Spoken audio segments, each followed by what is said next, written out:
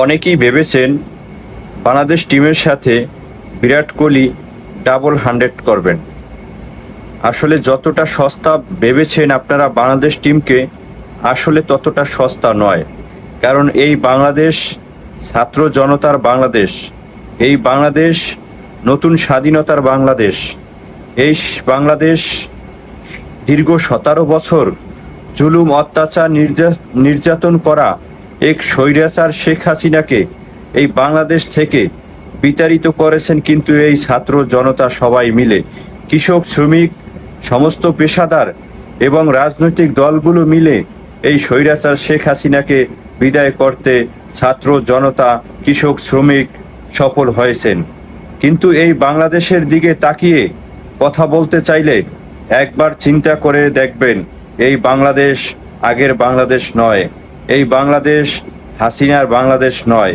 এই বাংলাদেশের সাথে প্রতিদ্বন্দ্বিতা করতে চাইলে এবং যুদ্ধ করতে চাইলে আগে একবার চিন্তা করে দেখবেন, এই বাংলাদেশের সাথে আমরা যে কোনো বিষয়ে প্রতিদ্বন্দ্বিতা করতে গেলে এবং রাজনৈতিক এবং কূটনৈতিকভাবে এই বাংলাদেশকে হেনস্থা করতে গিয়ে আমরা নিজেরাই হেনস্থা হব, এটা আগে চিন্তা করে দেখবেন।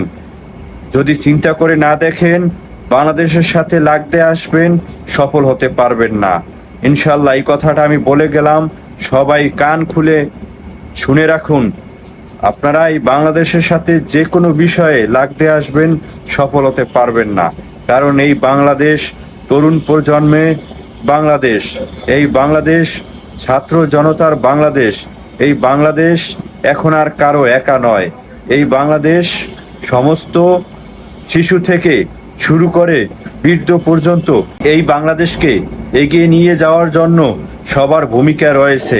এই বাংলাদেশের জন্য যে কোনো সময়, যে কোনো মুহূর্তে শিশু থেকে বৃদ্ধ পর্যন্ত প্রত্যেকটা মানুষ এই দেশের জন্য নিজের জীবন বিলিয়ে দিতে প্রস্তুত।